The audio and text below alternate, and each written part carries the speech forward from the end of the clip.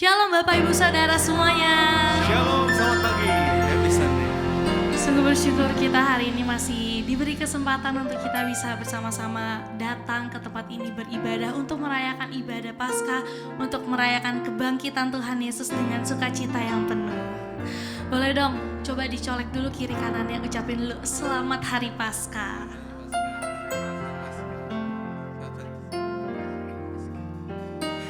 Oke, mari kita di ibadah Paskah hari ini kita jadikan ibadah kita untuk benar-benar sungguh-sungguh menyembah Tuhan, memuji Tuhan. Kita mau bersorak-sorai untuk nama Tuhan karena Tuhan kita telah bangkit dan Tuhan juga telah menjadikan kita menjadi orang-orang yang lebih dari pemenang.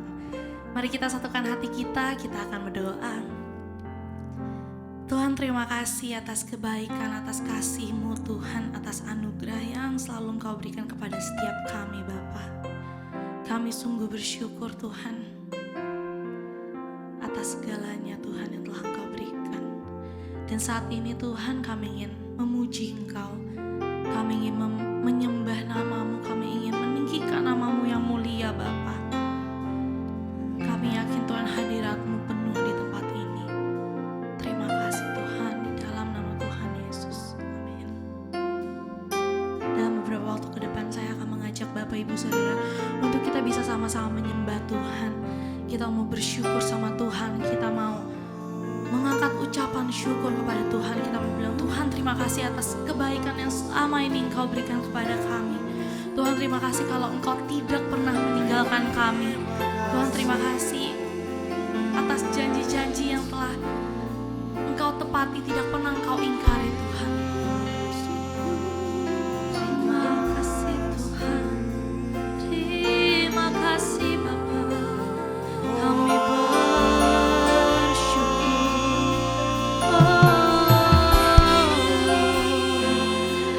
Haleluya, terima kasih Tuhan. Kami bersyukur. Ini kami Bapa, kami datang di hadapan-Mu.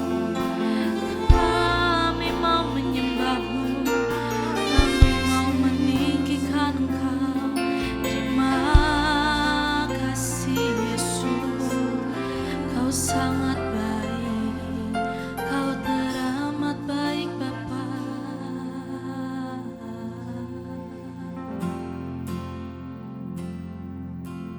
Kau sangat baik Tuhan Yesus dalam setiap kehidupan kami. Terima kasih.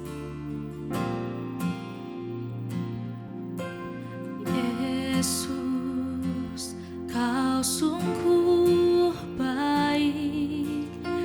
Yesus, nama-Mu indah. Yesus, ku cinta Kau selalu, ku tinggikan, ku agungkan selamanya. Oh Yesus, Kau sungguh baik. Yesus, nama-Mu indah. Yesus, ku cinta Kau selalu, ku tinggikan, ku agungkan selamanya. Ku mau memuji-Mu, ku selalu puji-Mu. Ku mau menyembah-Mu, ku selalu sembah-Mu. Kau yang layak terima semua pujian, kemuliaan hanya bagi Tuhan. Mari kita sama-sama bangkit berdiri. Oh Yesus, Kau sungguh baik. Oh Yesus, nama-Mu indah. Oh Yesus, ku cinta Kau selalu, ku tinggikan, ku agungkan selamanya. Oh, ku mau memuji-Mu,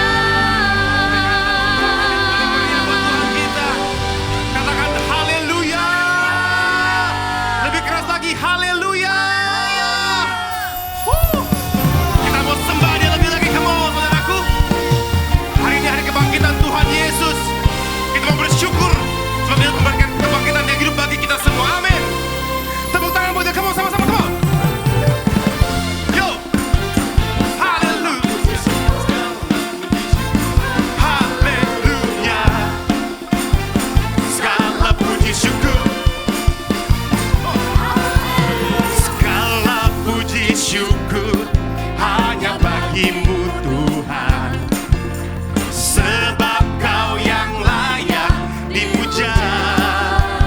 Mari bersorak, kami mau bersorak, tinggikan, yes, katakan haleluya, haleluya.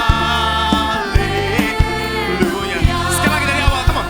Segala puji syukur, segala puji syukur hanya bagimu Tuhan, sebab Kau yang layak dipuja. Oh, oh, oh. Kami mau bersorak, tinggikan, oh, haleluya, haleluya. Yo, sama-sama, soraklah haleluya, soraklah haleluya. Tangan di atas, soraklah haleluya, haleluya, haleluya. Soraklah haleluya, soraklah haleluya, haleluya.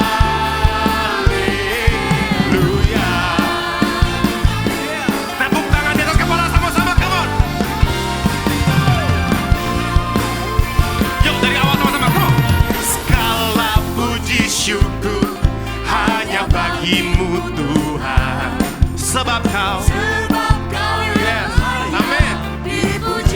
Kami mau bersorak, tinggikan, katakan haleluya. Yo, one, two, three, go. Soraklah haleluya, soraklah haleluya, haleluya, haleluya. Oh, oh, soraklah haleluya, soraklah haleluya, haleluya.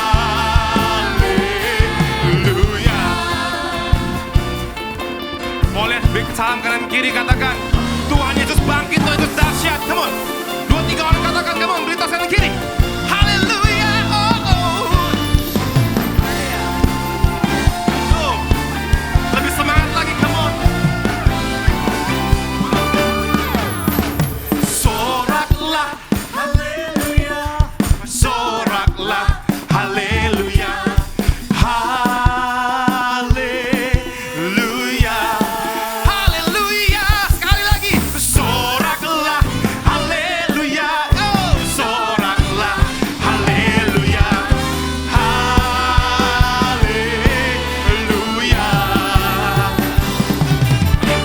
Soraklah haleluya, oh, soraklah haleluya, haleluya,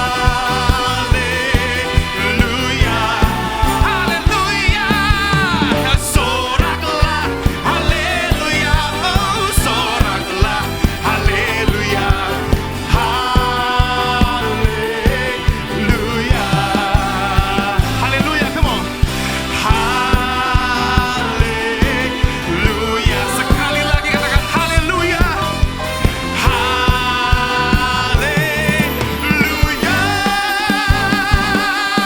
haleluya. Oh, tepuk tangan buat Tuhan kita, haleluya. Haleluya. Sekali lagi berikan sorak-sorai buat Tuhan kita. Haleluya. Kita rayakan kasih setia Tuhan.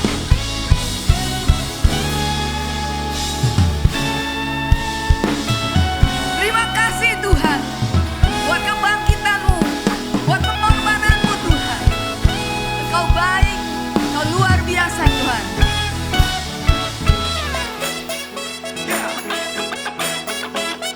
Mari tepuk tangan buat Tuhan kita. Sama-sama. Tuhan baik, di dalam hidupku selalu setia. Di sepanjang hidupku nyatalah perbuatan-Mu. Engkaulah sukacitaku. Amin. Tuhan baik, di dalam hidupku selalu setia. Di sepanjang hidupku nyatalah perbuatan-Mu. Kaulah sukacitaku Tuhan.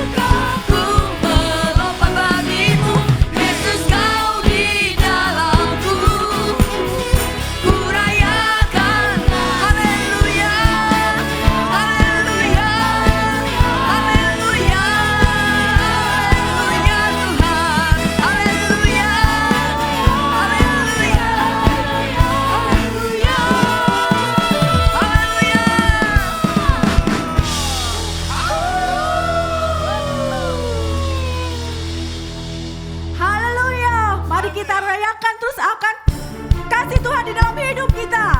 Dia yang sudah rela mati bahkan bangkit bagi kita semua.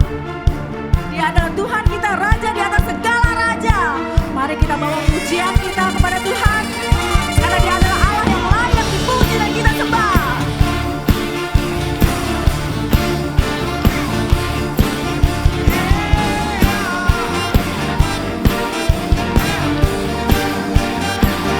Sama-sama katakan. Bersyukurlah kepadanya, bawalah pujian baginya, karena Dia Raja, Dia yang berkuasa.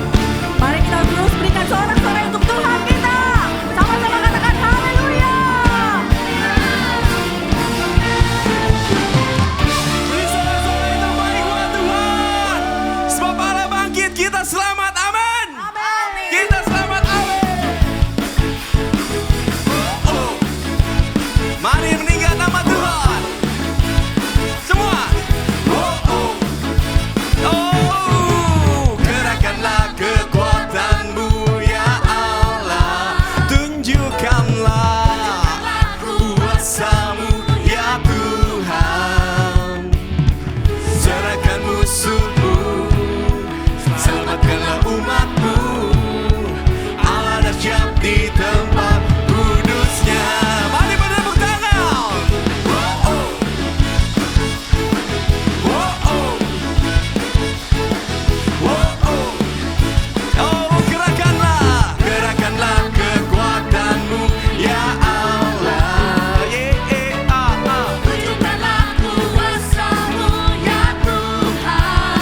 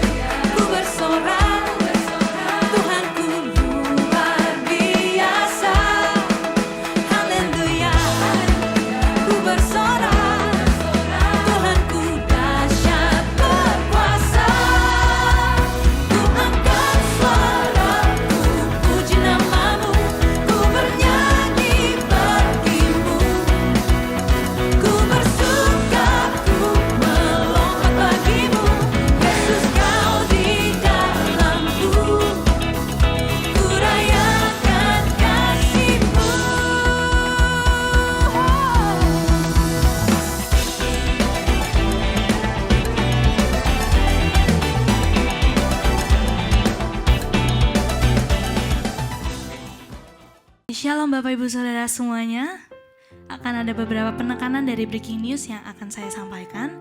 Namun sebelumnya kami sangat menyambut buat Bapak Ibu Saudara yang baru pertama kali hadir di ibadah GBI Citra Garden 2. Jika belum memiliki ibadah yang tetap, kami sangat mengundang dan menyambut Bapak Ibu Saudara untuk dapat kembali lagi hadir dalam ibadah bersama-sama dengan kami.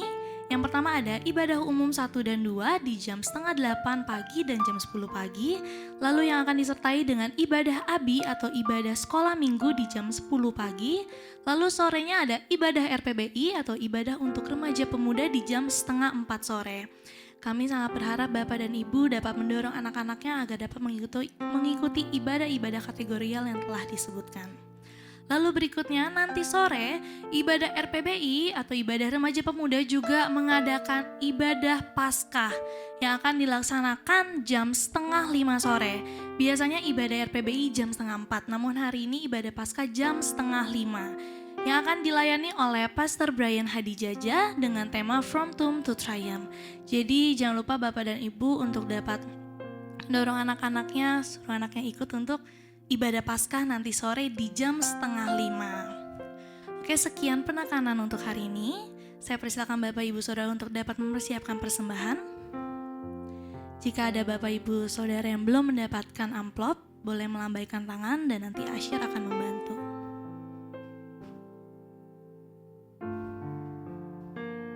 Persembahan juga dapat dilakukan oleh QR yang ada di depan bangku Bapak Ibu Saudara. Mari kita satukan hati kita akan berdoa. Tuhan, terima kasih, kami sungguh bersyukur atas kebaikan, atas berkat yang selalu Engkau berikan kepada setiap kami Bapa.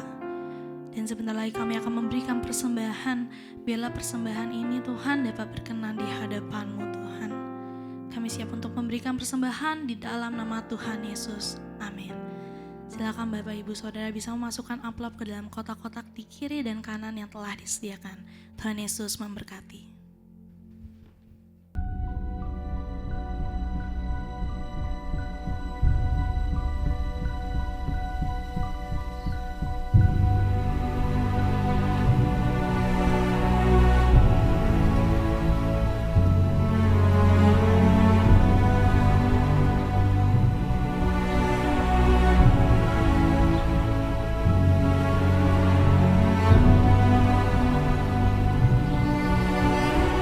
Sudahkah kita membawa semua yang kita perlukan?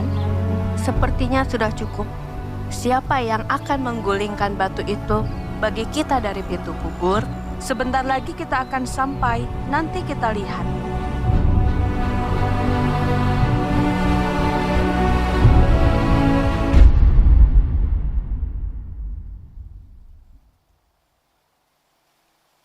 Jangan takut, kamu mencari Yesus orang Nazaret yang disalibkan itu. Ia telah bangkit. Ia tidak ada di sini.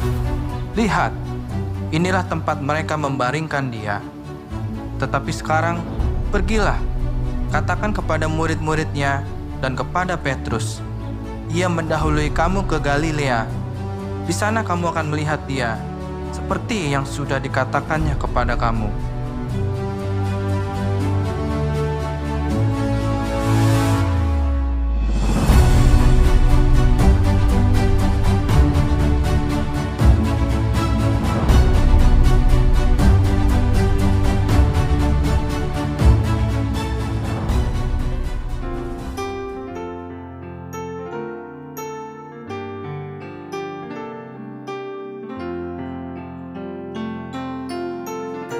Sebab dia hidup,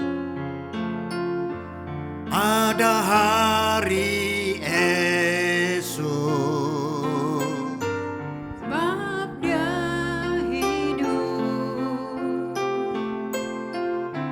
ku tak gentar,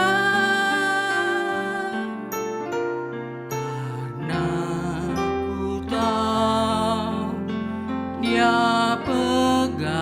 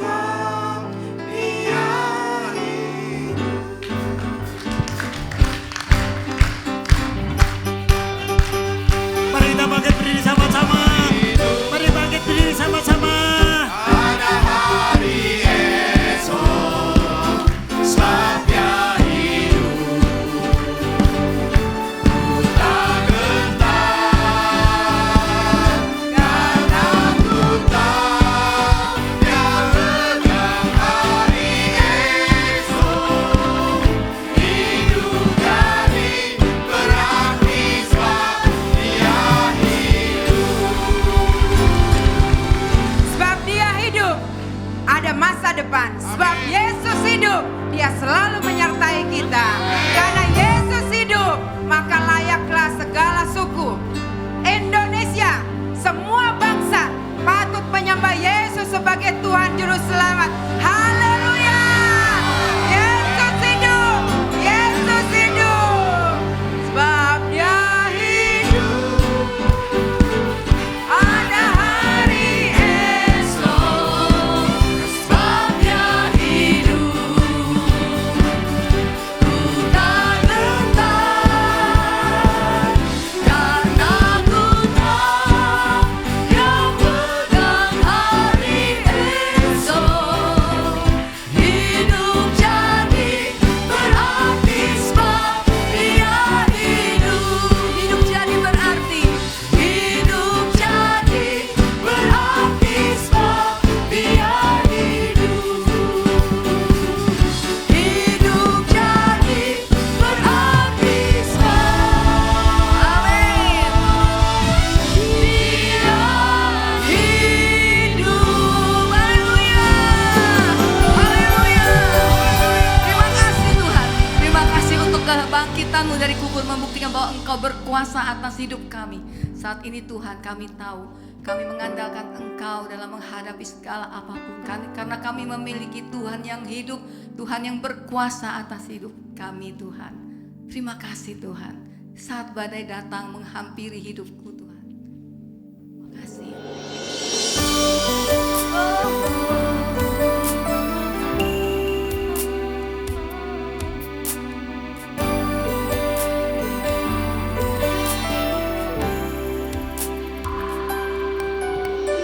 Saat badai datang menghampiri hidupku, saat keadaan seakan tak menentu, Kau perlindunganku, Engkau kekuatanku. Dalam hadirat-Mu tenanglah jiwaku. Saat badai datang menghampiri hidupku, saat keadaan seakan tak menentu, Kau perlindunganku, Engkau kekuatanku. Dalam hadirat-Mu tenanglah jiwaku. Sama-sama katakan, hatiku percaya kuasa-Mu, kekuatan-Mu menopangku melewati badai. Hatiku percaya kuasa-Mu, kekuatan-Mu jadikanku lebih dari pemenang.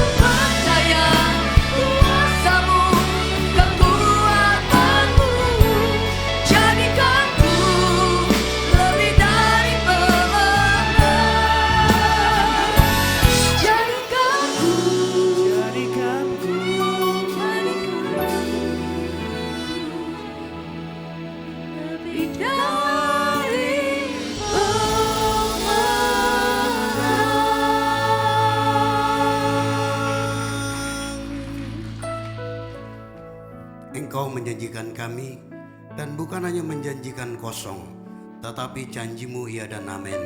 Kami lebih daripada pemenang.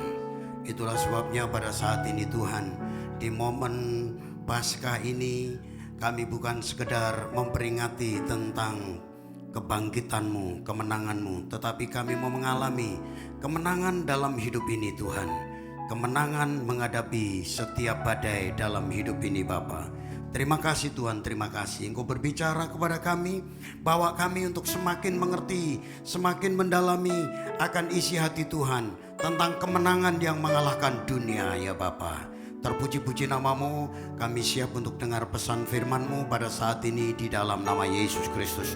Yang siap terima firman Tuhan berkata amin. Amin. Puji Tuhan, silakan duduk. Selamat Paskah, kiranya berkat Paskah menjadi bagian dalam hidup kita. Dan saudara, tema dari Minggu Paskah ini adalah kemenangan yang mengalahkan dunia.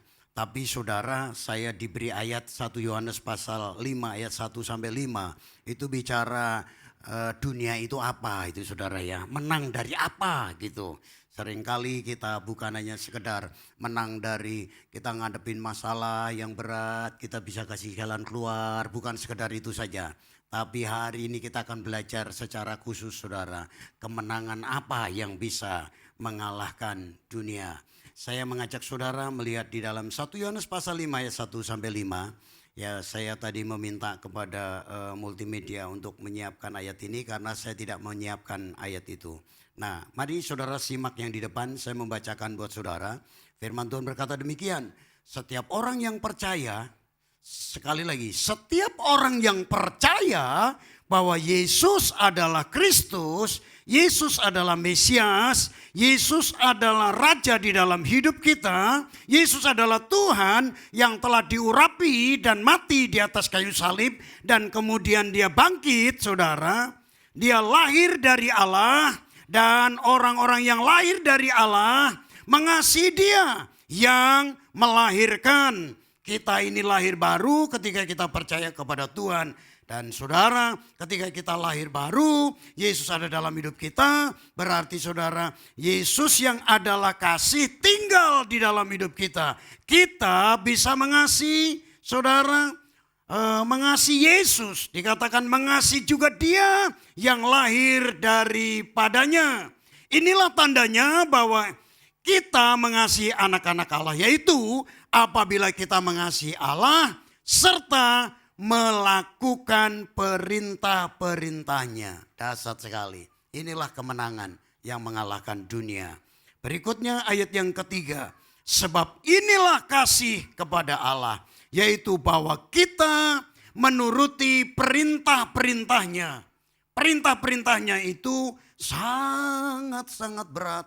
Sehingga kita stres ketika kita punya masalah dengan orang lain benci kita tidak suka dengan untuk memaafkan, untuk mengampuni. Berat sekali, rasanya makan gak bisa tidur gak bisa makan.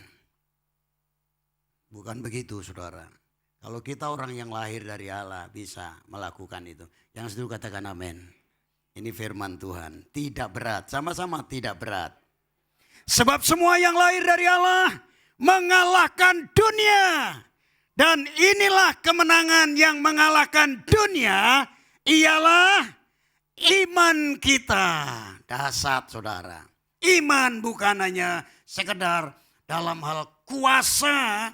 Saudara, ketika kita menghadapi kesulitan ekonomi, sakit penyakit, tetapi memindahkan gunung, artinya memindahkan segala kebencian, kepahitan, ketidaksukaan, itu adalah gunung yang menghalangi hidup kita. Itulah iman kita. Haleluya. Siapa yang mengalahkan dunia? Selain daripada dia yang percaya bahwa Yesus adalah anak Allah. Haleluya. Sebelum saya menjelaskan ayat per ayat ini, saya mau review dari Jumat Agung sampai hari ini. Saudara, beberapa waktu lalu hamba Tuhan Elia Makarawung sudah menjabarkan itu. Dan ketika sutradara dari hari Jumat Agung itu meminta tentang alur cerita saya kasih ini saudara ya. Dan kita bersyukur sudah dapat ini, saudara diperlengkapi. Dan Roh Kudus lah yang menolong kita untuk dapat perlengkapan itu sebenarnya. Boleh dibuka saudara? Jadi Alkitab kita itu memiliki alur cerita. Ada benang merah dari Kejadian sampai dengan kitab Wahyu. Itu dengan jelas sekali saudara terbagi dengan 4 narasi. 4 pemaparan. Yang pertama adalah bicara tentang penciptaan. Kejadian pasal 1 sampai dengan pasal, sebenarnya pasal yang kedua saja, pasal yang ketiga itu tentang kejatuhan, ya kejatuhan manusia. Pada hari Jumat saudara dapat menyaksikan ketika Hawa mengambil buah apel di pohon jeruk saudara ya. Haleluya, nah, ini ilustrasi saja ya saudara ya. Puji Tuhan. Nah jadi itu pasal 1, pasal 2, pasal 3 kejatuhan. Tetapi saudara sebelum kejatuhan, Tuhan menciptakan manusia itu tujuannya apa saudara? Supaya kita itu hidup dalam kemuliaannya. Artinya apa saudara? Menyatakan Allah di tengah-tengah dunia. Tujuan Allah semula supaya kita setujuan dengan Dia. Allah itu kan roh, gak kelihatan. Dan saudara, Allah yang kelihatan itu melalui hidup saudara. Seharusnya begitu. Melalui Adam dan Hawa. Makanya di dalam Kejadian pasal 1 ayat 23, 26, 27, 28, 26 dirancang. Ya, kemudian 27 dilaksanakan, 28 terbukti tentang Adam dan Hawa diciptakan. Tujuannya apa? Supaya menguasai bumi. Supaya menjadi delegasi dari Allah sendiri. Ya, ada mandat yang namanya mandat misi dan mandat budaya itu supaya manusia ambil, Adam ambil. Tetapi saudara Adam dan Hawa tidak melaksanakan itu, jatuh dalam dosa, lebih taat kepada iblis daripada taat kepada Allah. Saudara Adam dan Hawa jatuh dalam dosa bukan karena makan buah pengetahuan yang baik yang jahat. Itu adalah fisik yang kelihatan. Tetapi sumbernya adalah ketika Adam dan Hawa itu menyimpang dari tujuan Allah. Menyimpang dari tujuan Allah.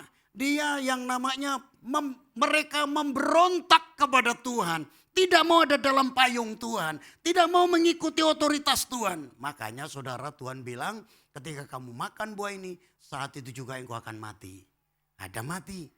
Kalau ada mau hidup memiliki hubungan yang baik lagi dengan Tuhan harus ada korban.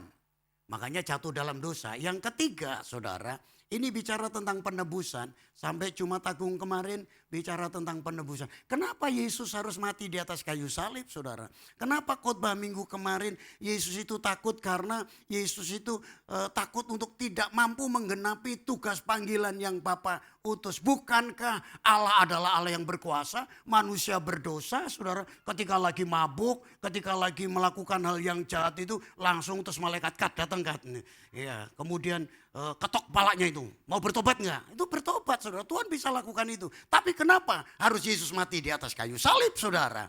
Karena kematian Adam harus ditebus dengan manusia yang harus mati untuk menggantikan supaya keturunan Adam itu hidup kembali.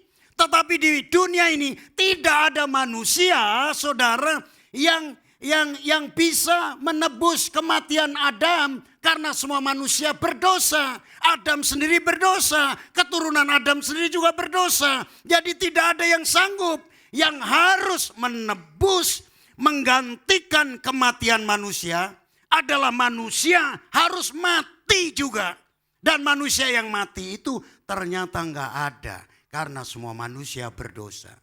Roma 3:23, semua manusia telah berdosa dan kehilangan kemuliaan Allah. Enggak ada. Kecuali Allah berinisiatif turun melalui Yesus Kristus. Yesus jadi manusia 100% dan Allah 100%. Dan manusia yang ada di bumi yang tidak berdosa hanya Yesus Kristus. Nabi saudara, dari Nabi Adam sampai wakil presiden kita Adam Malik meninggal. Sampai Adam R pernah nungsep. tidak ada yang bisa menyelamatkan kecuali Adam kedua dalam Korintus katakan, yaitu pribadi Yesus Kristus. Ada kabar baik. Ada kabar baik, diam saja nggak apa-apa. Haleluya. Ya, ini kabar baik. Saya dari latar belakang yang bukan Kristen, jadi Kristen dengar kabar baik itu, wah sukacita sekali saudara. Iya, saya sukacita sekali. Saya pernah menghadapi tantangan yang berat, disidang oleh gereja, oleh pendeta, oleh majelis. Tapi dalam hati saya mungkin tidak melayani. Tapi saya tidak akan tinggalkan Yesus, itu komitmen saya. Tapi ternyata saya pernah gak mau melayani. Ya saudara, gak mau lah, tinggalin pelayanan aja. Saya takut juga saudara. Saya kesetrum mau mati. Siapa yang mau meninggalkan pelayanan? Setrum nanti. Enggak, sorry. Iya, kesetrum mau mati. Saya percaya, saya yakin banget Tuhan itu baik. Tuhan itu gak main-main ya kan. Ya kesetrum kesalahan saya sendiri saudara ya kan. Betulin instalasi listrik ini, habis makan harusnya NCB itu harus diturunin, nggak saya turunin, kan salah sendiri. Tuhan nggak pernah iseng saudara untuk menghukum saudara. Tuhan nggak pernah menghukum saudara. Bilang Tuhan nggak hukum saudara. Roma 8 ayat 1, tidak ada lagi penghukuman dalam Kristus. Tenang aja, kamu nggak dihukum, bilang. Bilang sebelahnya, kamu nggak dihukum. Kamu nggak melayani juga nggak dihukum kok, enggak. Tapi didisiplin sama Tuhan. Beda kan didisiplinnya?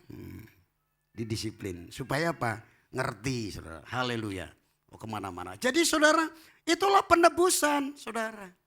Jadi kenapa harus ada pribadi manusia yang tidak berdosa. Yang tidak berdosa itu hanya satu, yaitu pribadi Yesus.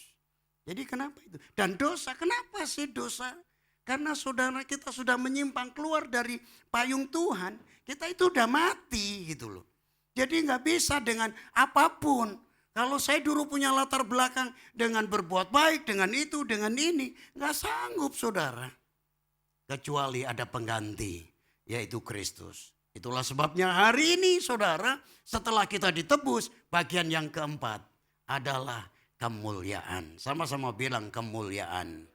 Roma pasal 8 ayat 29 dan 30 berkata, sebab semua orang yang dipilihnya. Siapa di sini dipilih? Angkat tangan. Dari semula. Mereka juga ditentukannya dari semula untuk menjadi serupa kembali. Ya, tadi itu original purpose-nya yang pertama tadi tentang penciptaan supaya kita dikembalikan dengan tujuan awal. Tujuan orisinilnya, tujuan aslinya supaya kita kembali menjadi serupa dan segambar. Dengan cara apa? Kita ditebus, kita diselamatkan. Ketika kita percaya Yesus, Yesus mengubah hidup kita. Dalam kitab Yeskiel katakan, kita memiliki hati yang baru, roh yang baru. Hingga dalam kitab 2 Korintus pasal 5 ayat 17. Jadi siapa yang ada dalam Kristus ciptaan baru, yang lama sudah berlalu, sesungguhnya yang baru sudah datang. Bilang kamu manusia baru. Ada kemuliaan Allah. Kulihat di wajahmu kemuliaan Raja. Terus ku kasih kau dengan kasih Tuhan. Orang percaya itu ada kemuliaan Raja. Sama-sama bilang kemuliaan Raja. Tuhan mau kembalikan kemuliaan itu dalam hidup saudara. Kata kemuliaan, glorify atau glory, mulia. Itu dari bahasa lainnya lagi, bahasa Inggrisnya adalah noble. Noble mantrova, di sini ada noble mantrova. Itu artinya mulia. Noble, honor. Saudara, people of honor. Jadi saudara umat yang sangat mulia. Saudara, ketika kita sudah ditebus, diselamatkan. Haleluya. Lihat sebelahnya, sambil saya ambil nafas dulu. Saudara bilang, kamu manusia mulia. Sudah ditebus. Ini Tuhan mau balikkan lagi menjadi manusia yang mulia. Itulah sebabnya manusia yang mulia itu saudara, Tuhan mau kita berjalan dari kemenangan kepada kemenangan. Kebangkitan Yesus, memperingati kebangkitan Yesus ini, kita punya tema kemenangan yang mengalahkan dunia. Bilang, aku orang menang. Bilang, sombong. Bilang sombong sama depannya, aku orang menang.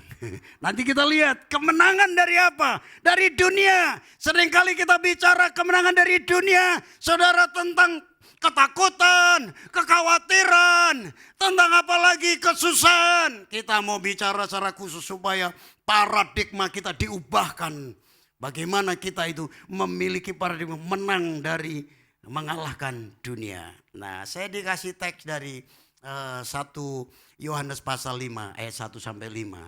Itu bicara tentang apa? Yuk kita ngomong sedikit-sedikit. Dalam waktu 15 sampai 20 menit. Saudara bilang kita ibadah nggak lama-lama, habis itu kita pulang. Ya. Amin. Ya, mari kita lihat ayat pertama. Setiap orang yang percaya, siapa di sini orang percaya? Saya. Bahwa Yesus adalah Kristus, lahir dari Allah. Ini saudara telah menerima penebusan. Dan setiap orang yang mengasihi Dia, yang melahirkan, mengasihi juga Dia yang lahir daripadanya. Kita ini adalah orang yang telah dilahir barukan oleh Tuhan. Amin.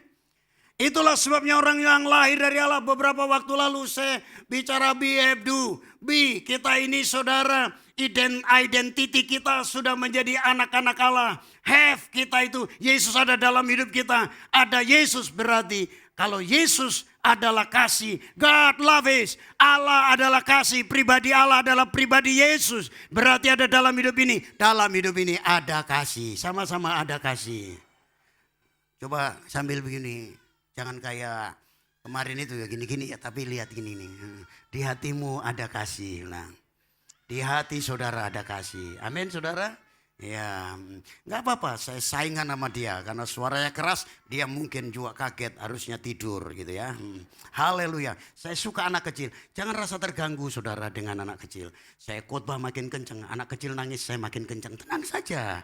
Saya nggak pernah terganggu dengan anak kecil. Makanya ibu-ibu jangan pernah tersinggung. Kalau saya ngomong begini, saya suka dengan anak-anak. Besok minggu datang lagi, besok minggu nggak datang lagi nanti ya. Kenapa? Habis Pak Markus nyinggung, saya nggak jinggung. Saya suka anak-anak saudara. Nah kalau mau lebih aman bawa ke bawah, ya kan begitu kan. Sekarang nggak ada ya? Nggak ada ya. Nah, itu makanya ibu-ibu repot kalau nggak ada sekolah minggu ya kan gitu. Nggak apa-apa lah. Ya. Ngomongnya kemana lagi? Waktu saya habis. Oke saudara. Jadi saudara, di dalam hati kita ada kasih Allah. Sama-sama ada kasih Allah. Ya, Yesus bicara tentang kasih. Ya, kasihlah sesamamu manusia.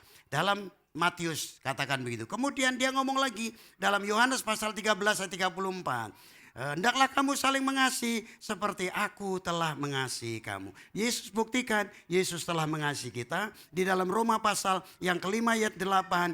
Kasih Allah kepada kita ketika manusia masih berdosa dengan mengirim Yesus mati di atas kayu salib. Jadi kasih Yesus kepada kita, Yesus kasihnya sampai mati.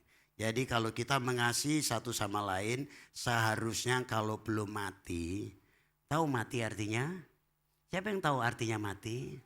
Mematikan ego kita. Kita nggak perlu mati beneran. Susah saudara. Kalau suami istri bilang begini, hai suami, seperti Kristus mati buat istri. Kemudian suaminya mati, bikin susah istri saudara. Harus cari kerja sendiri nanti. Yang dimaksudkan mati bukan mati jasmani, tapi mati dagingnya mati, egonya mati. Itu yang Tuhan mau. Jadi Yesus mempraktekkan.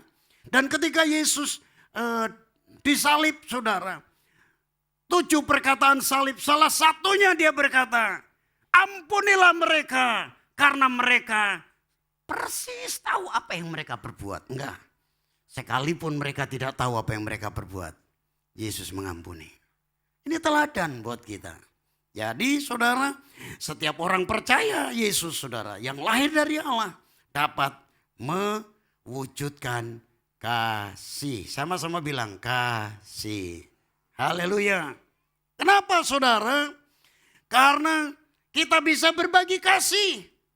Ya, ketika orang yang ada di sebelah Yesus bilang, kalau engkau jadi raja hari ini, ingatlah akan aku. Yesus berkata, hari ini juga engkau bersama aku di Firdaus. Yesus berbagi kasih. Dalam penderitaan, Yesus bisa berbagi kasih. Kita bukan berarti dalam penderitaan gak bisa berbagi kasih. Kita bisa berbagi kasih. Itulah sebabnya saudara, apa itu kasih?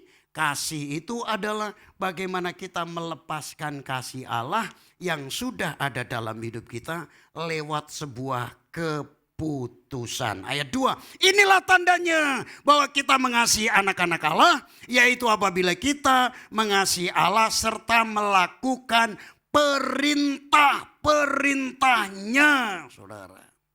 Kasih sudah ada di sini. Roma 5 ayat 5 katakan, dan pengharapan tidak mengecewakan karena kasih Allah telah dicurahkan. Saudara, ketika kita percaya Yesus, gambarannya kasih itu sudah dicurahkan di hati kita. Karena ada Yesus sekaligus ada paket yang kita terima. Kasih itu secara utuh dan sempurna diberikan kepada kita. Dicurahkan dalam hati kita melalui pekerjaan Roh Kudus yang telah dikaruniakan kepada kita. Ini saudara. Jadi kalau orang Kristen, namanya orang Kristen, gak bisa mengasihi, perlu renungkan momen Paskah ini dengan baik. Ya. Tukul bilang, artinya ini. Pertanyaannya. Tukul kan kalau tanya kan, artinya ini gitu kan. Pertanyaannya. Sudah berapa kali saudara merayakan Paskah? Dan sudah berapa besar saudara praktek tentang kasih? Mari kita renungkan sama-sama. Itu dia. Ya, kasih sudah dicurahkan. Bilang kasih sudah dicurahkan. Bicara tentang kasih. Saya nggak bawa duit. Seperti dua sisi mata uang. Kalau kita bilang mengasihi, tetapi tidak mengampuni, maka itu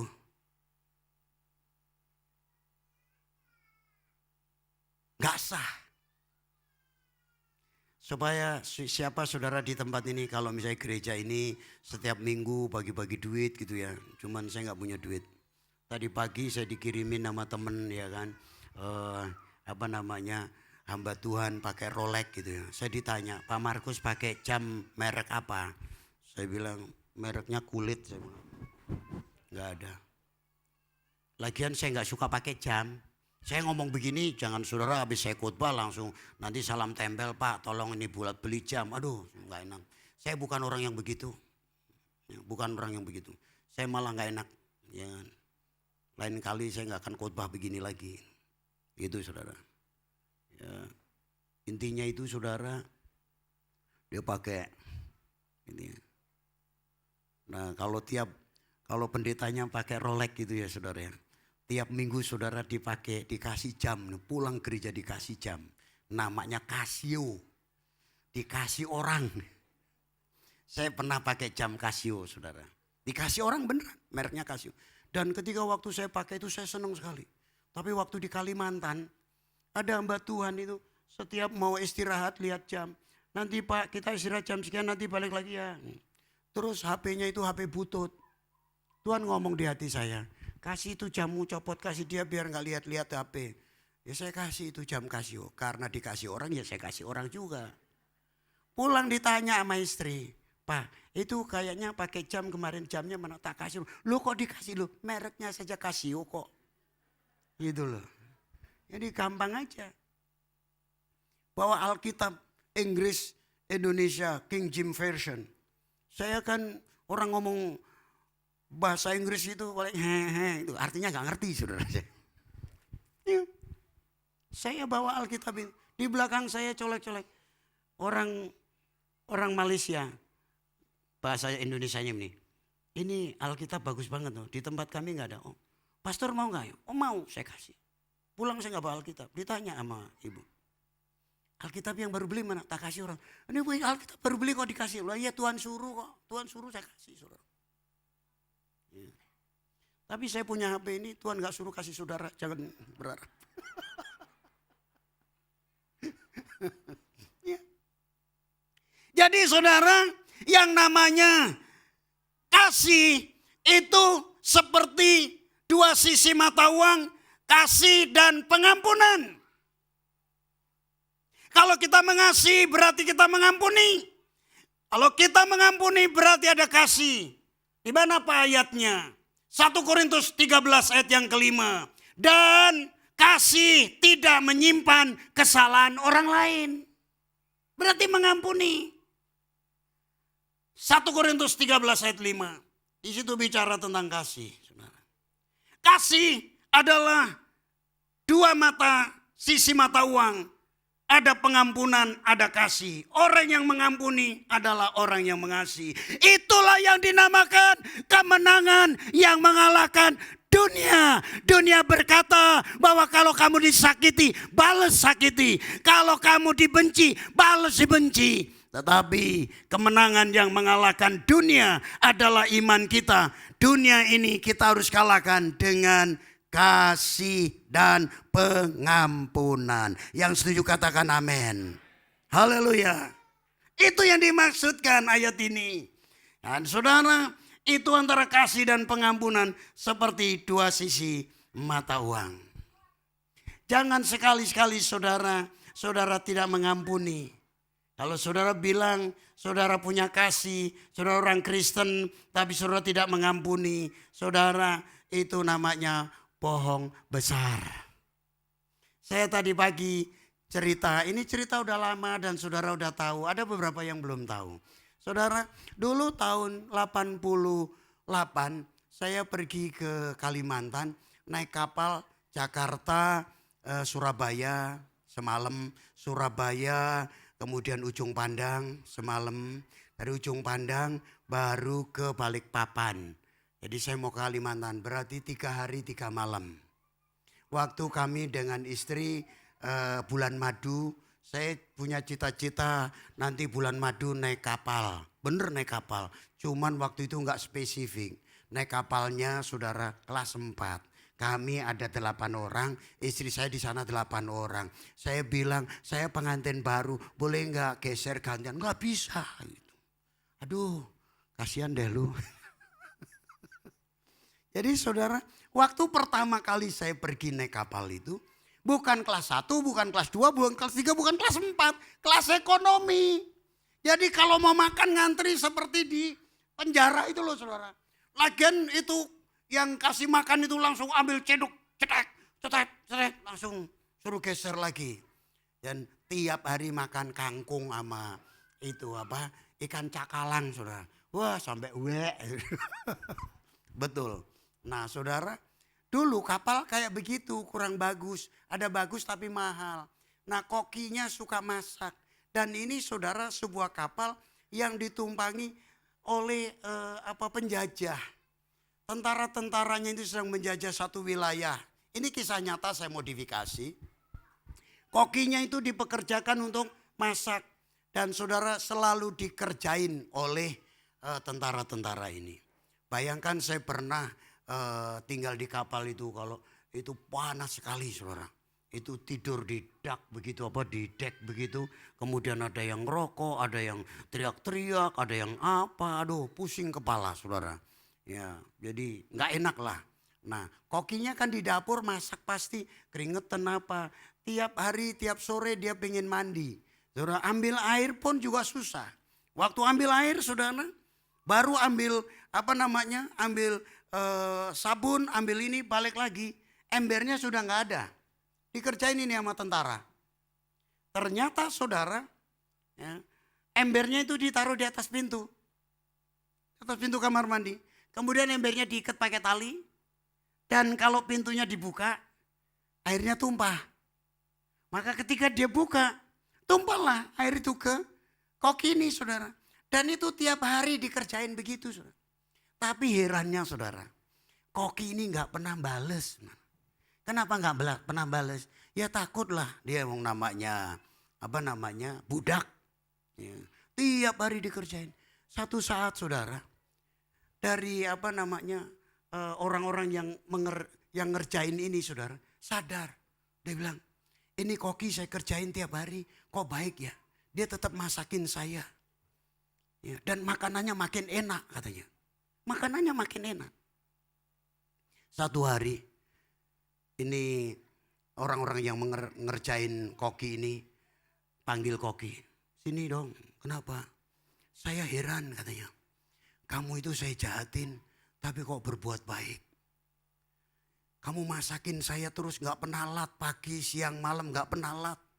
Dan masakanmu enak banget katanya. Biasanya kalau dijahatin itu masakannya makin gak enak. Tapi kenapa masakanmu makin enak?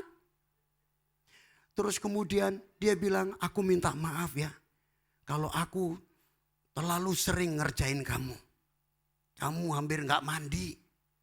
Maafkan aku ya. Terus kokinya bilang gini. Salah satu dari koki itu bilang. Aku juga minta maaf. Kenapa minta maaf? Kamu gak salah. Aku minta maaf. Aku kesel sekali sebenarnya sama kalian. Ini yang namanya api dalam sekam. Kadang-kadang orang kelihatannya tapi hatinya ini api dalam sekam. Dia bilang, aku juga jahat sama kamu. Jahatnya kenapa? Kamu kan masakan makin enak. Saya kesel saya masak itu. Ya, ketika udah mau selesai saya bilang,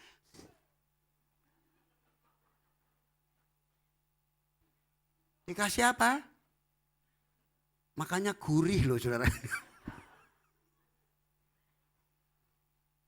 Dikasih ingus. Dan tiap hari itu makan ingus saudara.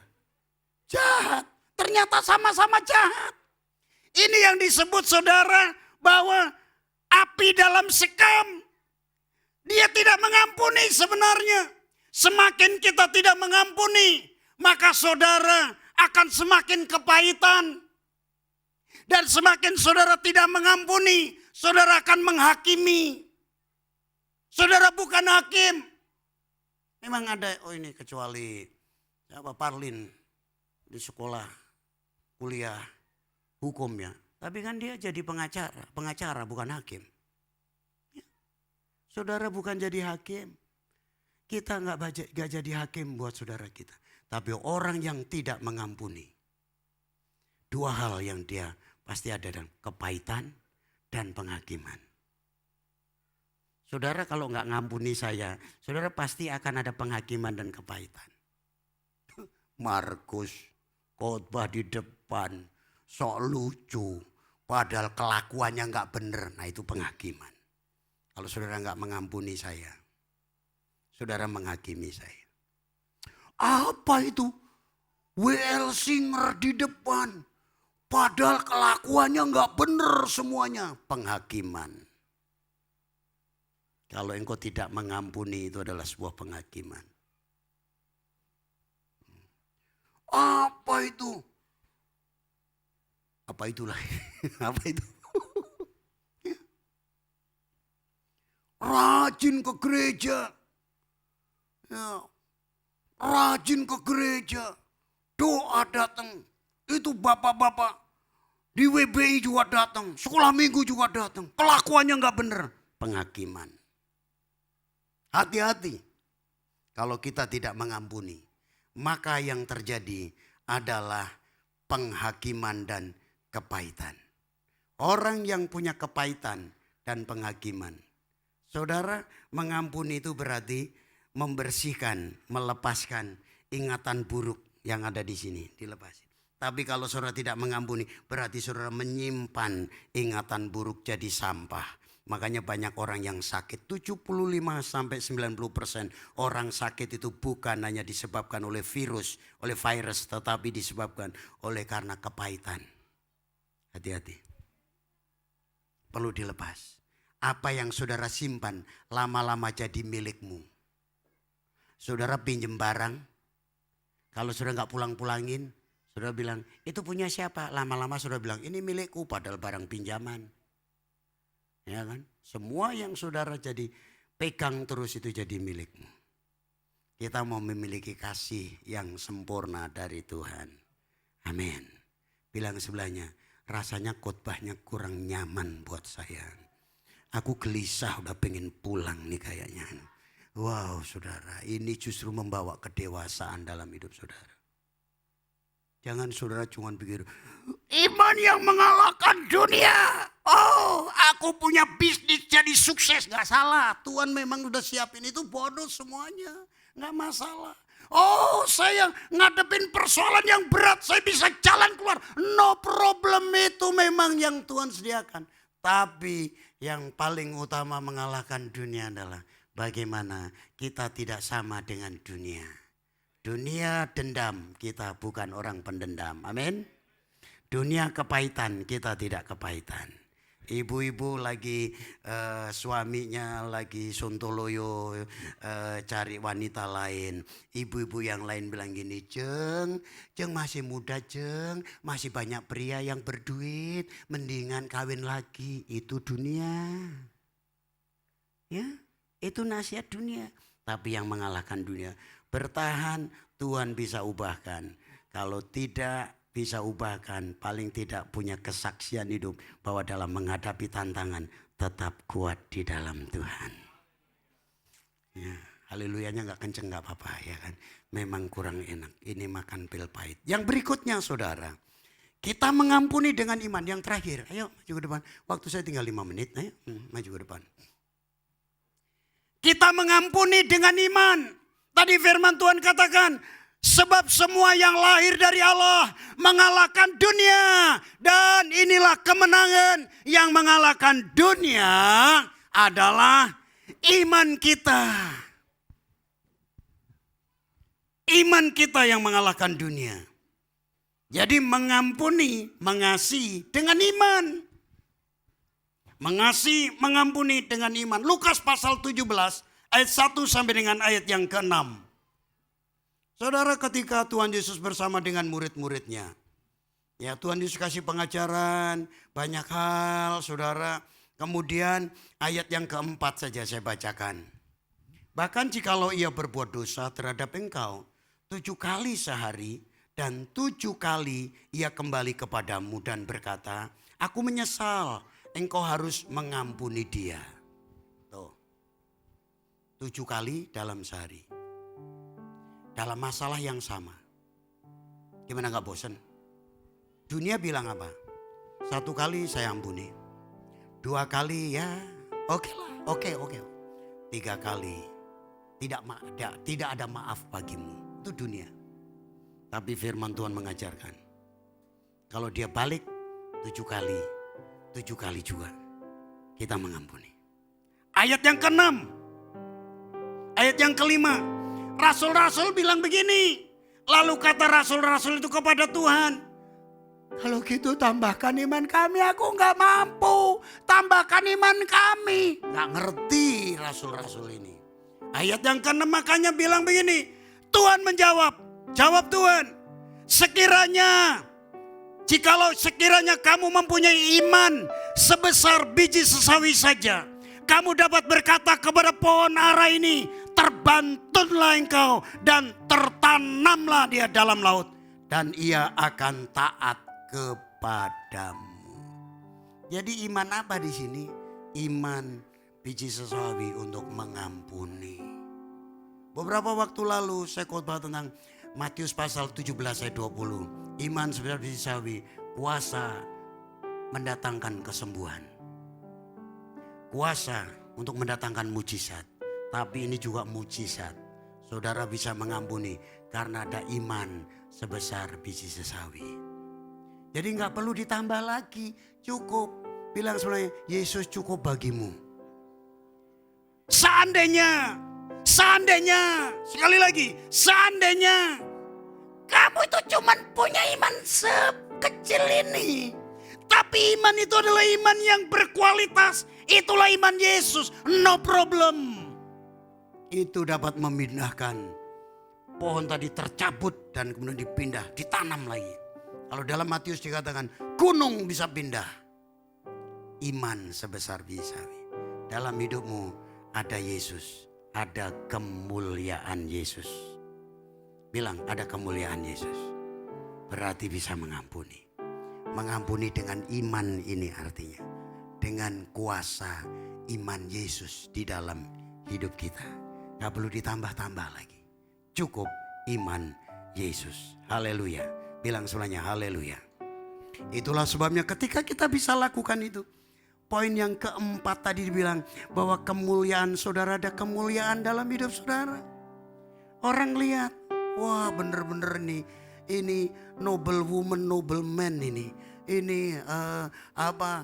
woman of honor, ini man of honor, bener-bener ini Yesus ada dalam hidupnya. Kenapa saudara? Karena kemuliaan sudah kita terima.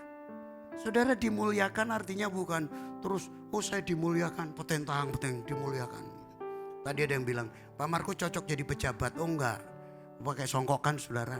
Saya bukan jadi DPR atau jadi, saya penasehat mereka saudara. Harus lebih tinggi, berarti honor, betul ya saudara ya? Harusnya begitu, orang percaya itu begitu. Orang percaya juga begitu. Oh ya, saya janji sama beberapa caleg itu nanti. Biasanya pendeta diajak makan, diongkosin, pulang diongkosin. Saya bilang nanti makan saya bayar, walaupun duit saya nggak banyak, saya bayar. Bukti bahwa kita itu adalah men and woman of honor. Saudara adalah pria dan wanita yang terhormat. Yang setuju katakan amin. Pria dan wanita yang sangat luar biasa. Saya tutup dengan sebuah cerita. Ini cerita lama. Beberapa waktu lalu saya sama ibu. Pertanian di sana sangat luar biasa. Dari zaman dulu sampai sekarang. Ini ada cerita. Kakak beradik ini bertani saudara. Dia bertani dari pagi sampai malam. Dan malam hari itu untuk pagi-pagi mempersiapkan tanamannya. Termasuk caisim, termasuk bayam dan lain sebagainya itu harus disiram. Nah sementara untuk nyiram itu pagi-pagi kan gak keburu. Karena kalau matahari terbit gak bagus. Sebelum matahari terbit itu harus disiram. Makanya habis kerja seharian, malam itu saudara, gak apa-apa berdiri bersama saya. Sampai di mana nanti? Waktuku dimulai lagi. Ya. Jadi malam itu harus nampung air supaya pagi-pagi buat nyiram. Malam itu 2-3 jam nimba air, ngisi bak yang gede saudara. Tujuannya pagi-pagi tinggal disalurkan. Tapi ketika pagi-pagi saudara, dilihat saudara, airnya habis. Pagi-pagi itu harus kerja keras ngisi lagi.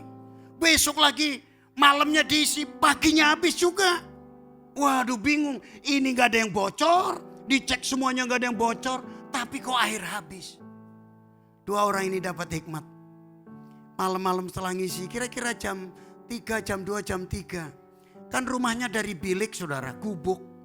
Jadi dia lobang itu gubuk ke arah bak itu. Malam-malam dia lihat. Ternyata saudara, tetangga itu jam 2, jam 3 keluar. Air yang sudah ditampung sama 2 orang ini disalurkan ke bak dia saudara.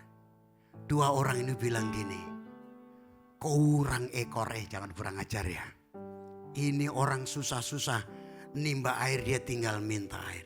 Ini orang kayak gini diapain? Kakak adik bilang, Kak ini diapain? Ya Dek ini diapain?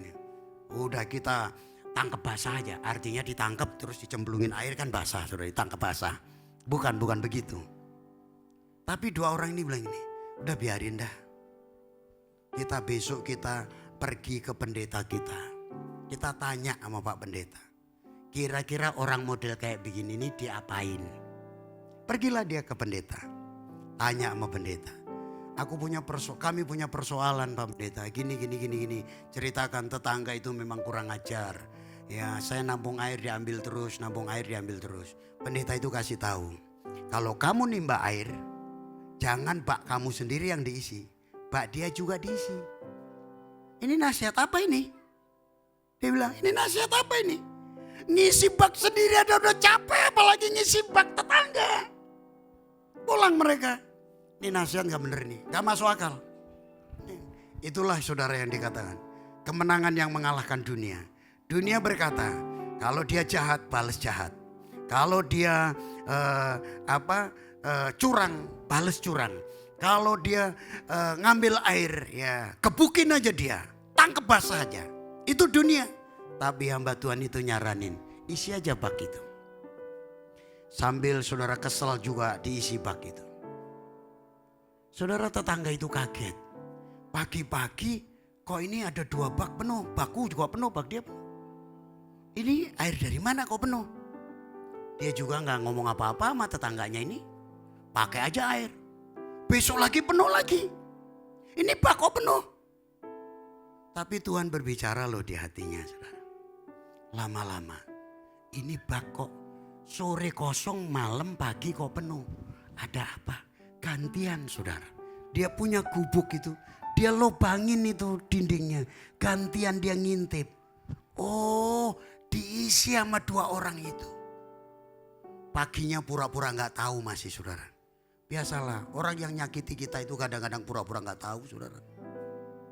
Kalau saudara disakiti, saudara simpen, saudara sakit sendiri. Orang itu baru, saya pernah hamba Tuhan ini ngomong begini, Mi, itu musuh kita. Setelah kita temukan, kita ngajak ngobrol. Saya bilang, Kak, dulu pernah melukai dia. Kapan ya saya melukai? Lupa loh saudara, orang melukai itu. Saudara yang dilukai tetap ingat. Betul ya? Ya udah pulang aja kalau gitu. Ya. Terus dia bilang gini, pagi-pagi nggak tahan. Dia pagi-pagi datang kepada 2 orang ini dan berlutut. Dia berkata, maafkan aku telah berbuat jahat. Tapi kamu berbuat baik selalu. Kamu kok lakukan itu? Kenapa kamu lakukan itu kepadaku? Aku udah berbuat jahat.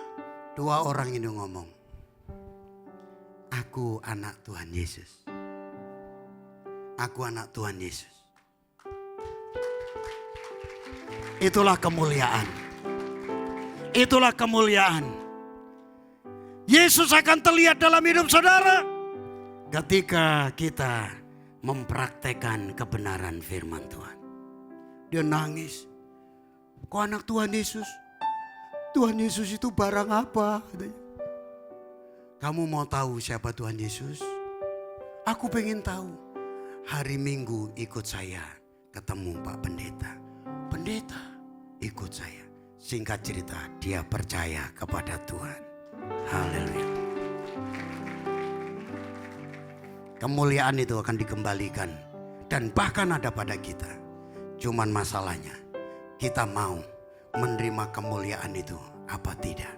Mari kita bangkit berdiri sama-sama. Kita datang sama Tuhan. Haleluya. Haleluya. Haleluya.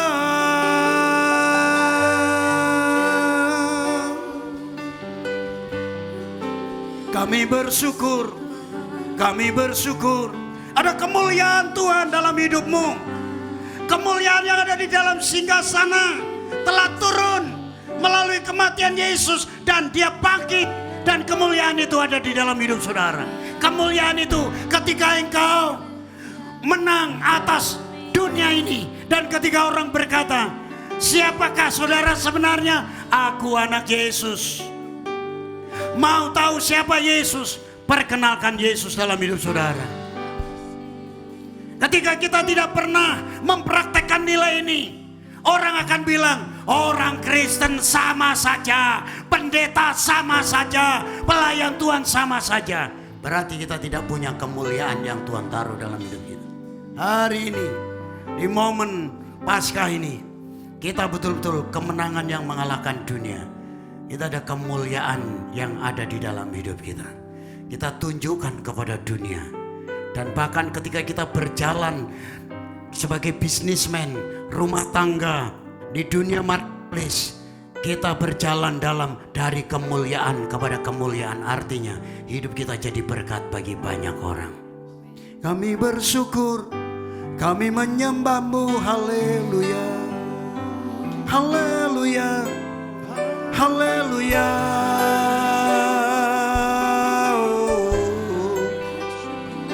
Terima kasih Tuhan. Terima kasih Tuhan. Engkau mengajar kepada kami pada saat ini Tuhan. Bagaimana Tuhan kami, Tuhan menunjukkan, mewujud nyatakan gambar Allah itu di tengah dunia.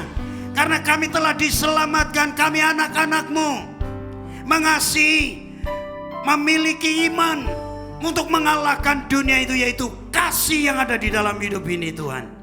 Kami mau praktekkan itu Tuhan.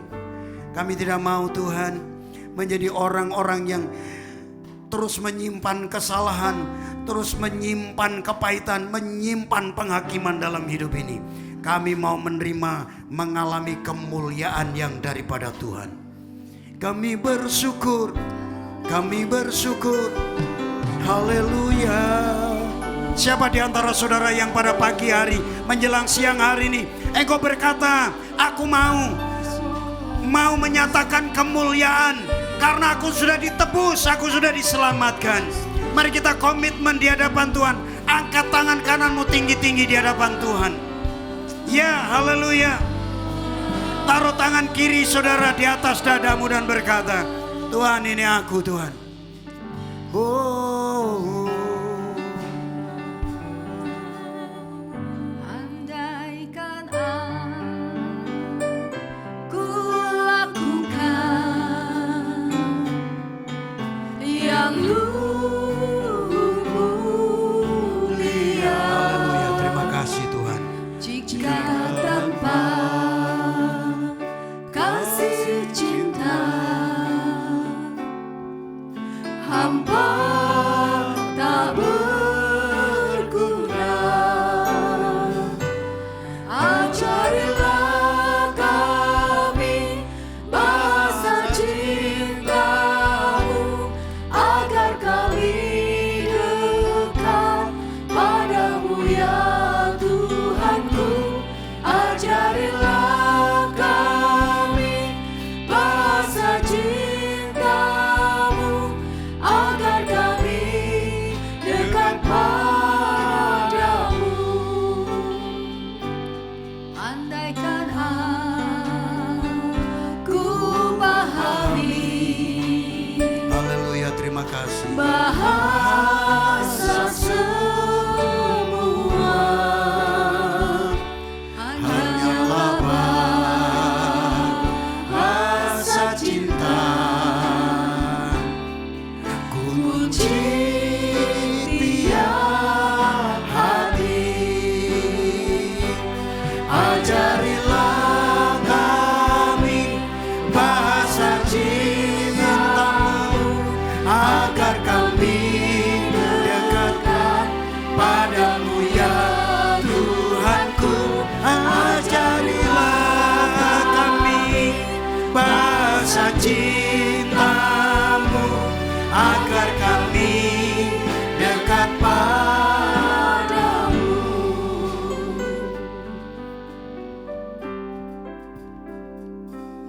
Cinta itu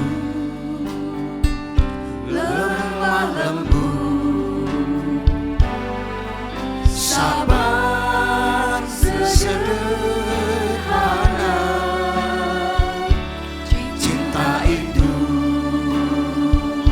murah hati, rela menderita. Mari katakan dengan iman, ajarilah kami. Bahasa cinta-Mu agar kami dekat padamu ya Tuhanku. Haleluya. Bahasa Cinta-Mu agar kami dekat padamu. Saya berhenti menyampaikan pesan firman Tuhan bahwa kemenangan yang mengalahkan dunia.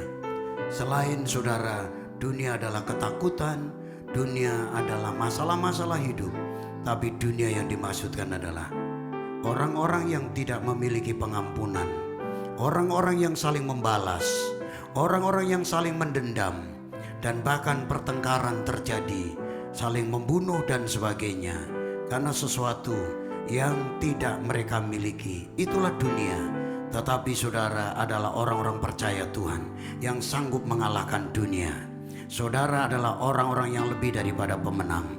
Buktikan bahwa diri saudara adalah orang-orang yang lebih daripada pemenang.